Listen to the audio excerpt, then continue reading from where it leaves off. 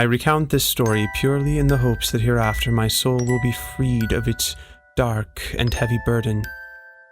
I pray it as a mad dream from which I will awaken and soon forget. Some of sound intellect may claim it false and doubt my integrity. Yet belief is neither expected nor even encouraged.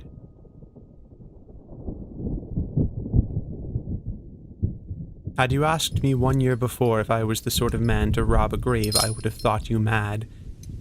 The death of my wife Helen and our unborn child William had driven me to a pattern of unconscionable self-destruction, which rendered me penniless and desperate. Through various unscrupulous channels, I met Mr. Morgan, a peculiar man who presented himself as a businessman. I soon learned he procured cadavers for institutions of science and medicine, which he then sold for a handsome remuneration.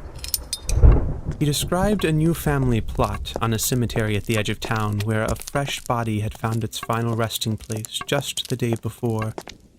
In return for my assistance, I was promised a considerable share of the profits. And this is how I found myself, wandering through a desolate cemetery while the only witnesses to my iniquity lay deaf and blind below me.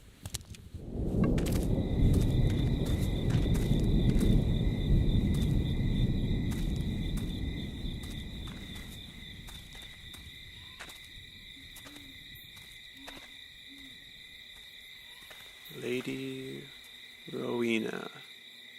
Who's buried here? Someone once alive who is now dead. How did she die? Quiet!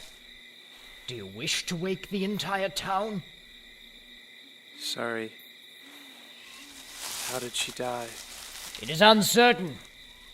Congestion of the brain, perhaps. That is a terrible tragedy. Yes, a tragedy. Doubly so. But there is so much dirt, and only one shovel.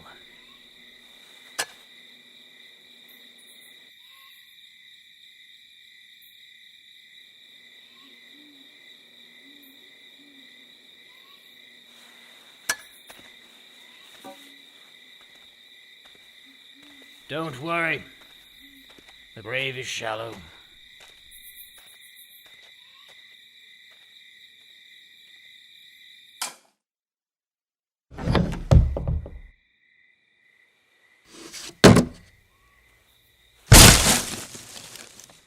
What have we here?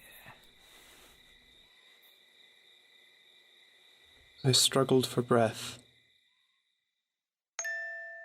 Only in vain would I attempt to describe the majesty of her beauty.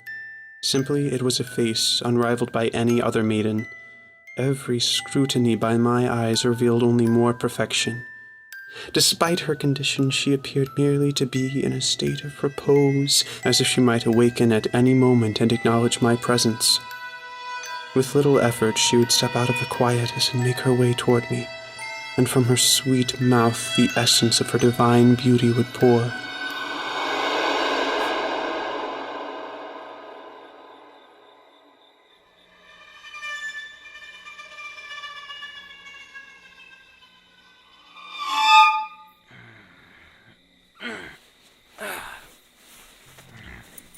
Your pay. Your services are no longer required. Thank you. I beg your pardon? You may go. What are you going to do with her? What are you going to do with her? That is none of your concern. No. Excuse me? Have you no shame? I said no. No? A man may say no to a beggar, or spoiled milk, or even to a Sunday mass. But when Lady Fortuna presents a cornucopia of riches, such as these, you do not say no.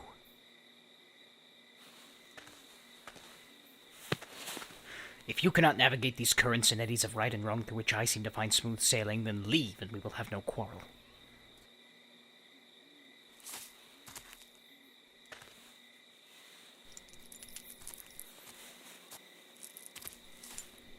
easily worth twice your pay.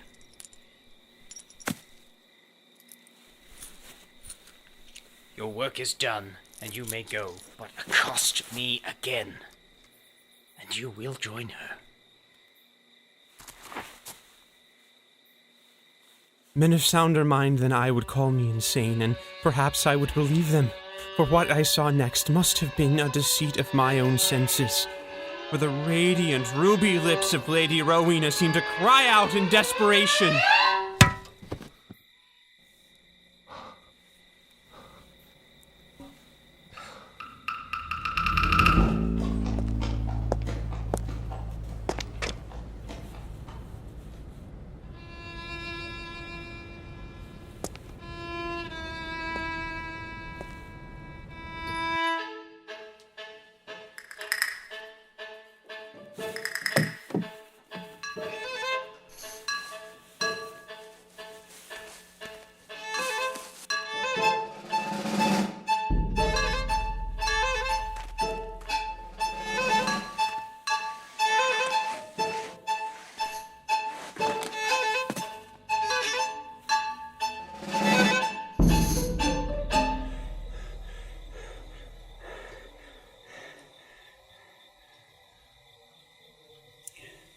I'm sorry you had to endure his advances, but he's gone now. Your ring?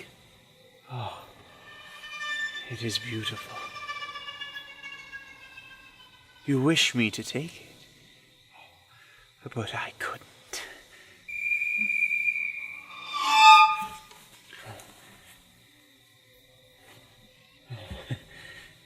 It won't come off. It won't come off!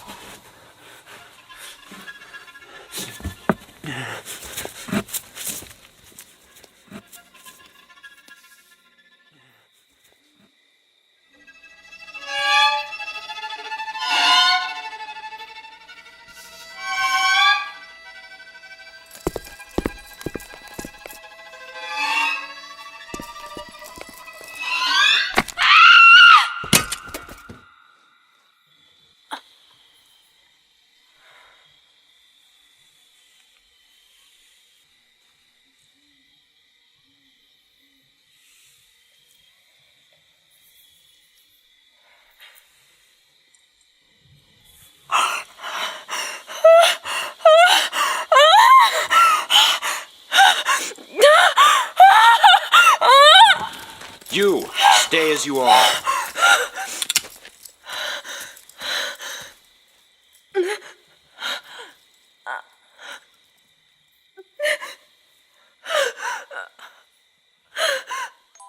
Mistaken for dead, Lady Rowena Trevanion had been buried alive, and it was the agony from the blade of my shovel which had awoken her. Some will say I had saved a life, but at what cost? A great man once said that even in the grave all is not lost, else there is no immortality for man. If there is a second afterward to this gossamer web I have woven, let it come soon, so that I will remember not this nightmare.